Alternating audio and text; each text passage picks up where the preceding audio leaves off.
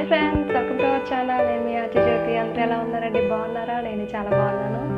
వాతావరణం ఈరోజు చాలా కూల్గా ఉంది కాబట్టి నేను మా ఆయన కోసం ఒక చపాతీ రొట్టె నేను తయారు చేస్తున్నాను. చూడండి మీరు కూడా.